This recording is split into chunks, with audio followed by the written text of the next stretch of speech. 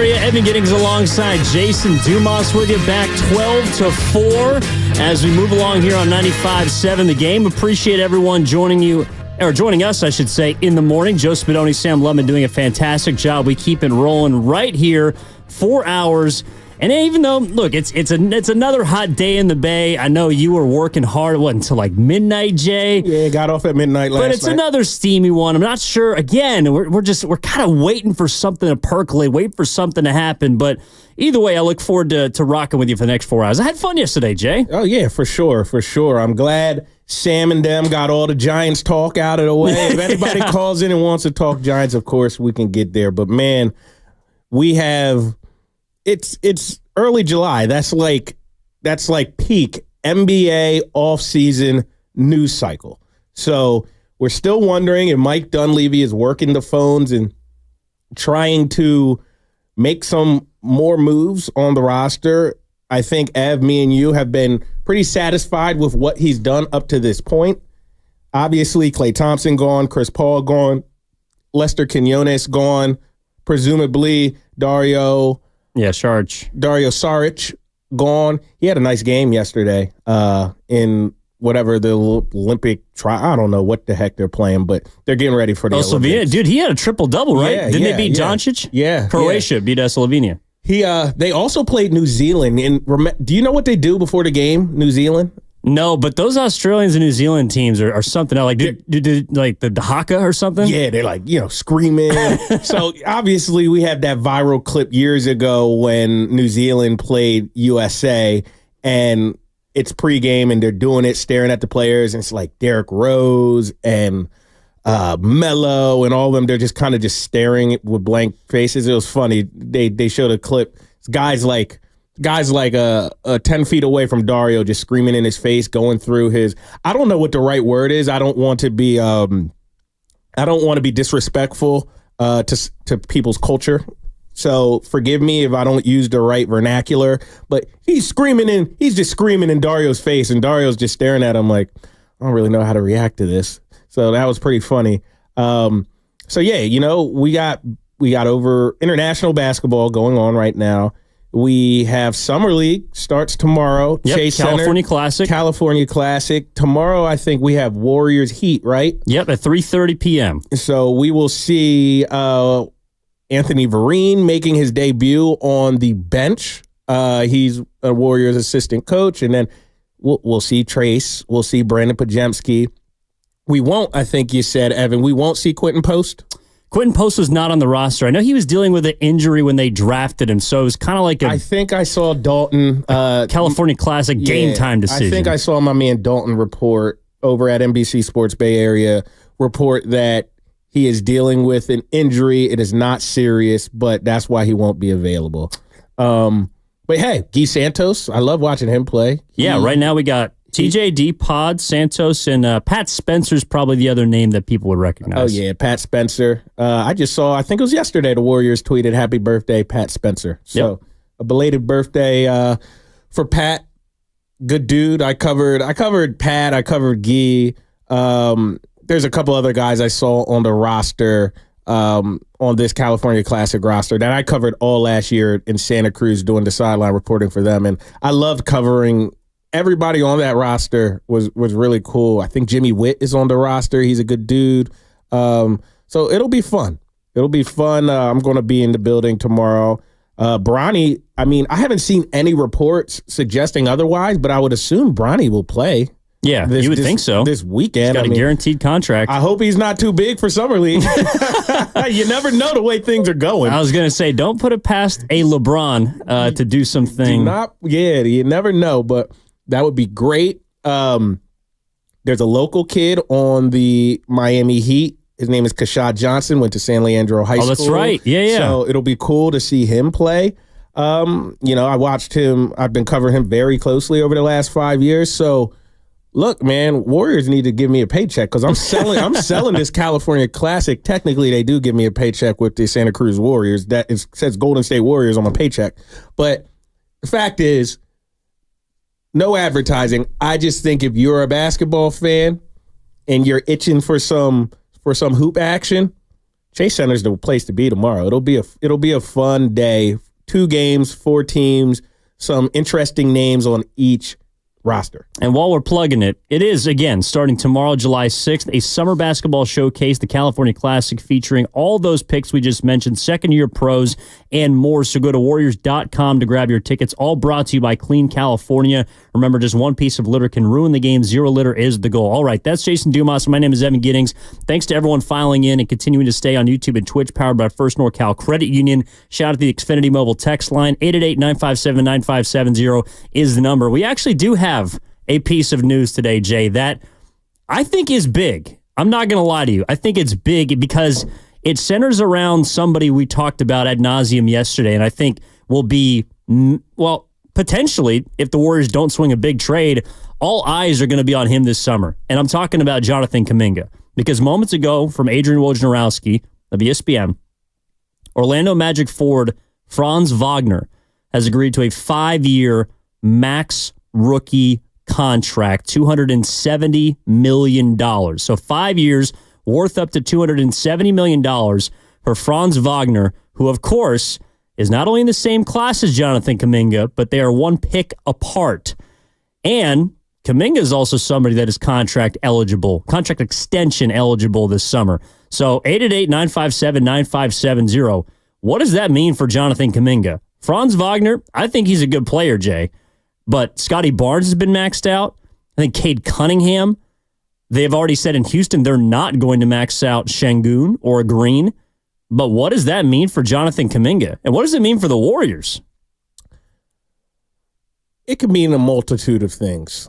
So first and foremost, let me tell you what I think it means to Jonathan Kuminga, then I'll tell you what I think it means to the Golden State Warriors, because they're different answers. Oh, they are.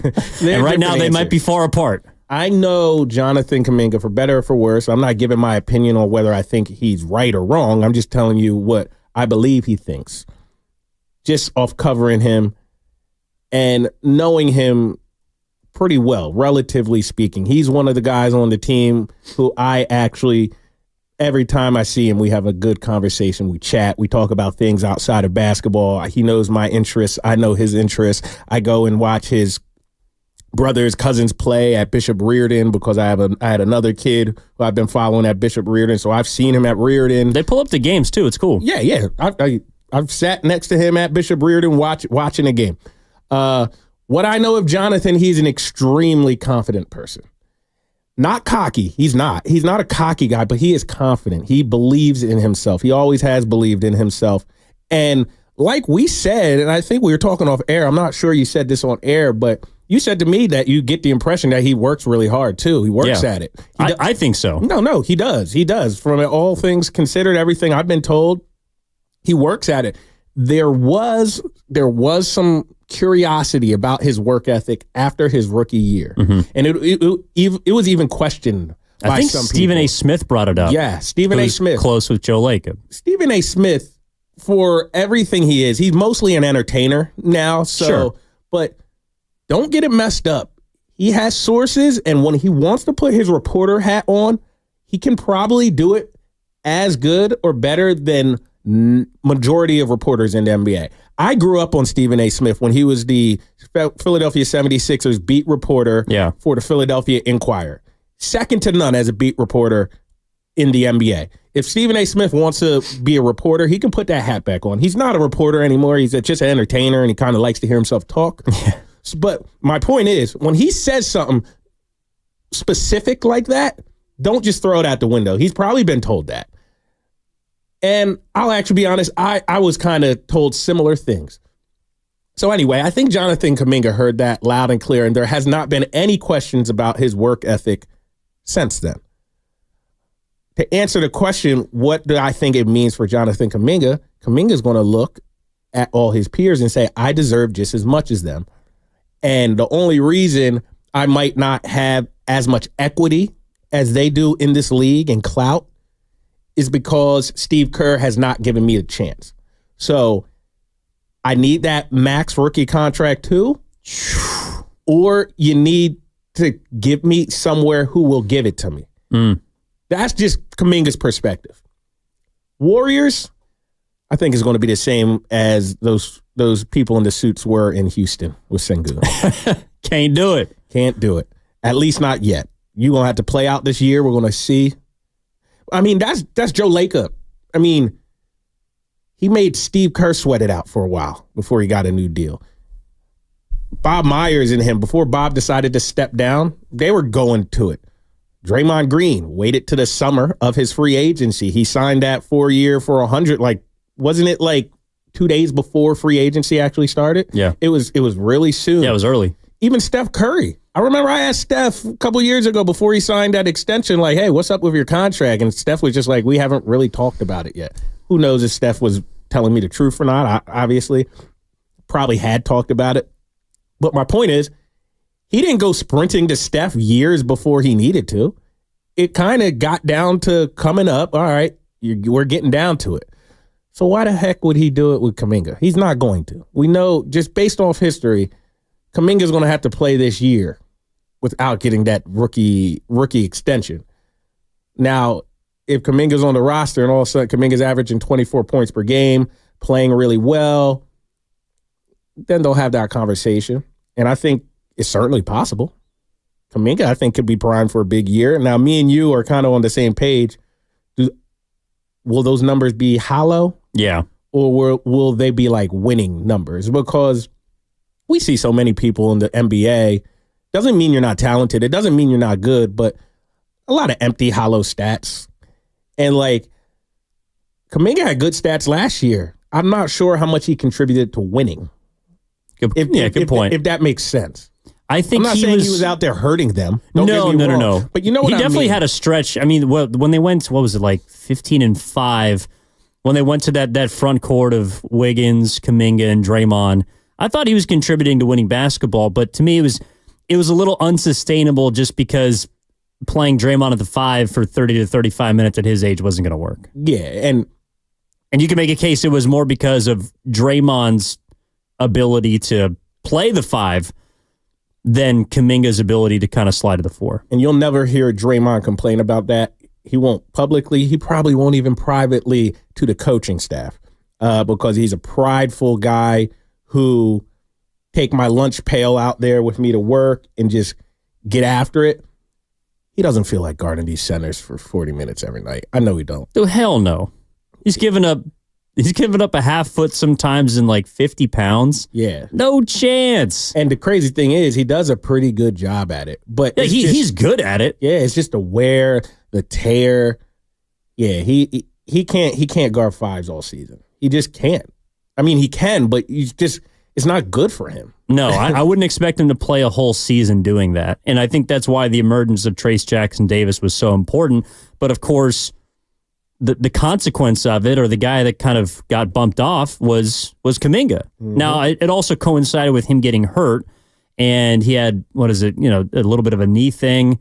And so when he came back, they decided, all right, we're going to go with Draymond at the 4, Trace at the 5, because I think they were prioritizing Draymond. But that's why the question about if Kuminga can play small forward moving into this season is so important. I still think, and we touched on this at the tail end of the show yesterday, I still think they're trying to move on from Wiggins.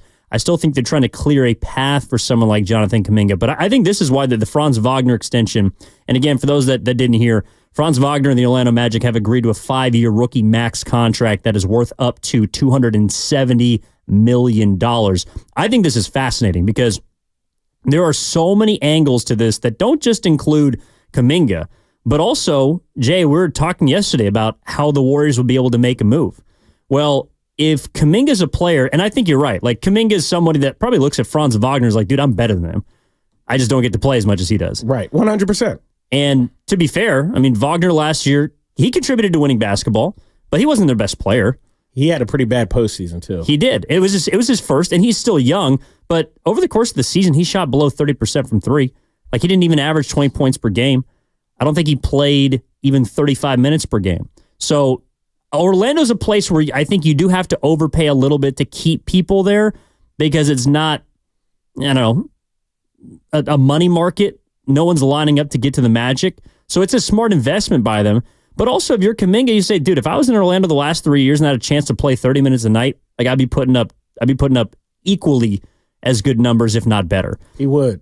And so if you're Kuminga, you have every right to think that your price tag, I mean, the price of the brick going up, but if you're the Golden State Warriors, ain't no way in hell I'm coming close to $270 million right now. If you're the Golden State Warriors, you look at this contract and there might be some, oh my gosh, I can't. You can't do it. Like you cannot pay Jonathan Kuminga close to that amount of money, and it's not because he's not a good player, and it's not because he doesn't have a super high ceiling. It's because he's still right now somewhat of an unknown. And the other part of this too, Jason, is I imagine a lot of people knew about this before it became official.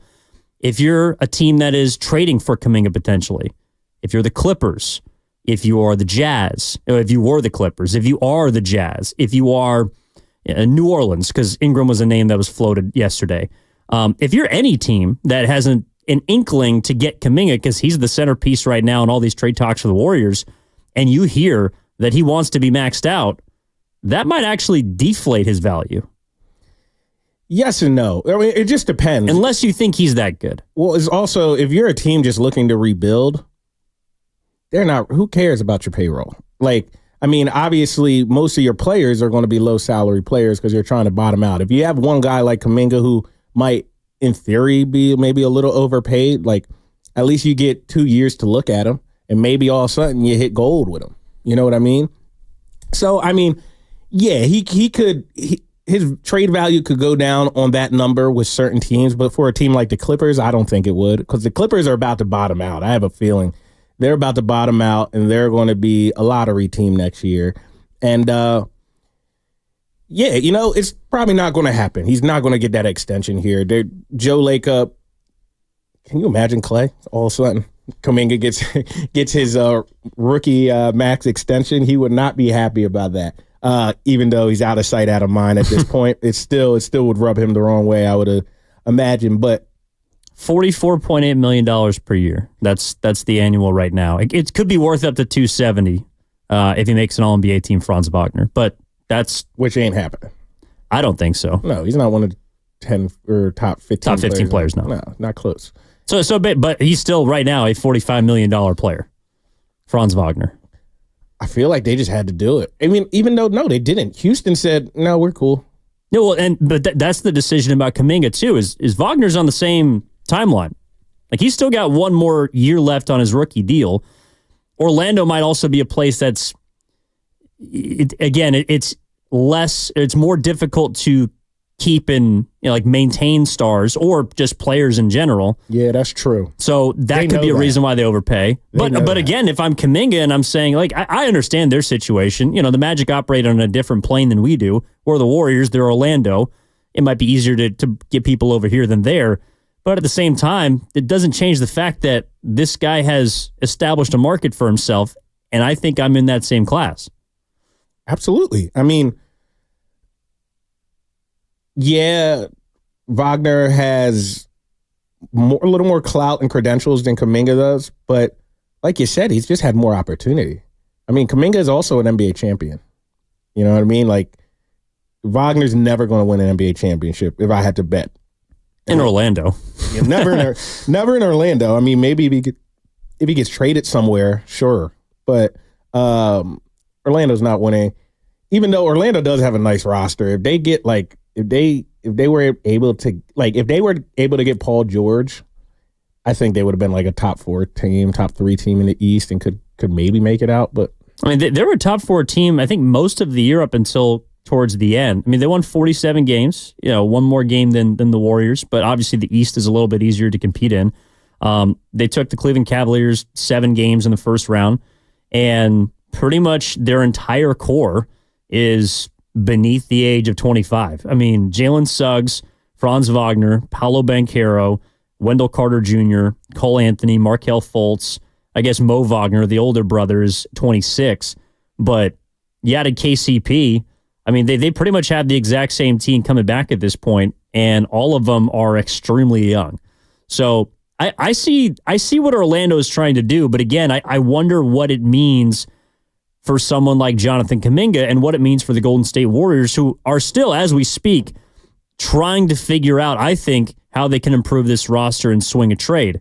whether it's Markkanen, Ingram. I do think that there is a player out there that they're trying to acquire. I don't think they're done yet, but I think this complicates things a little bit on the Kuminga front, because if you're a team that is, like, I don't see how it's possible for you to look at Jonathan Kuminga as another team and say, we know exactly what that guy's going to be. Because I don't think the Warriors do, to be quite honest. He just hasn't played enough. And so if you're a team that's looking to acquire him, and I think you should, he's the only guy on the Warriors that I would want as a young piece. Mm-hmm. But if his price just went up for his extension, it's one of those things we were talking about with Markkanen yesterday, Jay. It's like, if you trade for Lauri Markkanen, I'm also assuming that you're going to be able to extend him, because you wouldn't give up whatever you'd get up for 1 year of Lauri Markkanen. Right.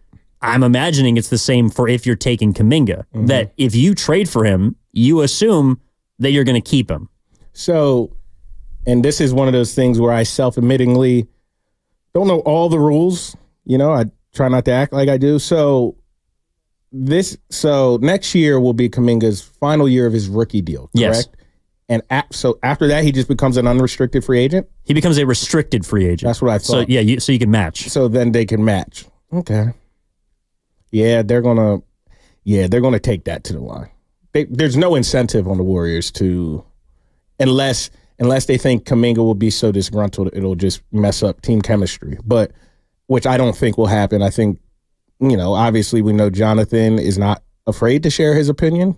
Ask those folks at the Chronicle. I think it was C.J. Holmes who wrote that article on the record too. It wasn't even off the record. Yep. He was like, no, I don't trust him.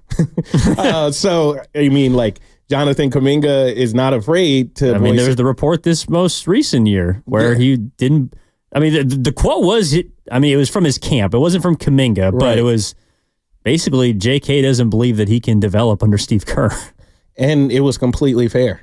It was in my opinion. I mean, everybody might have their opinion on that, and people might not like the way he went about it, but I think that was fair. I mean, look, it's just he wasn't getting any burn. It's super cool that guys like Kuminga and Moody can get drafted to an organization like the Warriors that has so much clout within the NBA and the sports world in general, and be rookie NBA champions. Were they rookie NBA champions, or was it Wiseman the rookie NBA champ? Wiseman's second year. Kuminga and Moses' first year. Yeah, they were rookie champs. Like, that's crazy.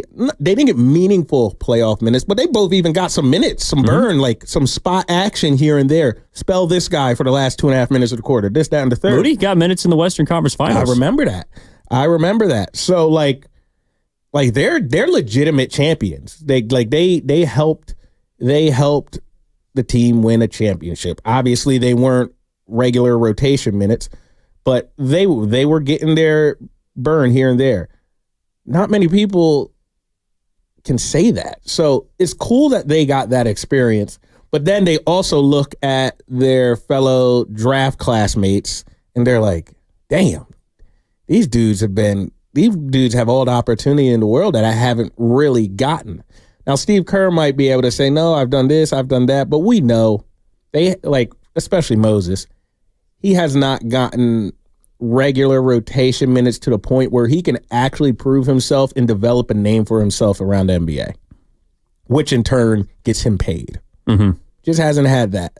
Kuminga has had it way more, but last year was really the first year Kuminga got that, and Kuminga had to put his throat, figuratively speaking, put his foot on Steve Kerr's neck. Yeah. He had to go to the media. That's what I'm saying. And it worked. It did work. It worked out to his benefit. I mean, that's what I mean. I don't blame him. You got to remember, these guys have a 10-year window. A guy like Kuminga probably has a 10-year window to make a lot of money. You got to get to it. Well, and that's why I do think that this is big. 888-957-9570 is the number. Franz Wagner and the Orlando Magic have agreed to a 5-year rookie max deal worth up to $270 million. What does that mean for Jonathan Kuminga? How does that affect the way that you view his extension eligibility this summer? I think it's one thing, Jason, to look at a player like Wagner, if you're Kuminga, and say, okay, well, he's on the Magic. This is the first year they've been good. I played on some good teams. He's got to start 231 games. I mean, he's never come off the bench in his career, Franz Wagner. I kind of live with that. Okay, I get it. I was drafted to a team. I'm a raw prospect. We won a championship. I get it. But this extension, if I'm Kuminga, this is the first time where I'm finally feeling like, all right, there's real life ramifications for me being patient. And the ramifications are money. And Chris Tucker, money talks. Like the moment that you hear Wagner getting maxed out, you might not feel like you are a max player yet, but when you see that real life earnings could be $250 million, then that patience begins to wear thin. Your camp starts to look at the Warriors and say, well, when are we going to get paid? And if you want to take it up into the finish line, if you want to take it to restricted free agency, well, then this might not be exactly how you think it's going to go. Like, we are going to play hardball because we want to get our, like you said, we want to maximize that 10-year window. There's something to Kuminga being all right with looking at Wagner and being okay with him just playing and getting more burn. But when you see him getting more money than you and you feel like you're better than him, whether you are or aren't, that to me, that would irk me a little bit. That would make me feel some type of way. Yeah, and I'm sure Kuminga would echo your sentiment. I really am. So it'll be interesting to see how all that plays out. He has to play good basketball. That's really what matters first and foremost. And I think he's putting into work. And the longer this goes, the more likely it seems like he will be on the team next year, I think. And we'll talk to Tony Jones, beat reporter over for the Utah Jazz over at The Athletic. He'll tell us a little more into this Lauri Markkanen situation, but I don't think it's going to happen. I think it's a pipe dream. I think Dub Nation needs to kind of look at reality, you know, and just take a breath. That ain't happening. Something else might happen, but Lauri ain't coming here. Well, and again, this goes back to our conversation yesterday, which we got into towards the end. We can continue also. You know, this idea is of Mike Dunleavy catching hell or catching a break for what he's done this offseason.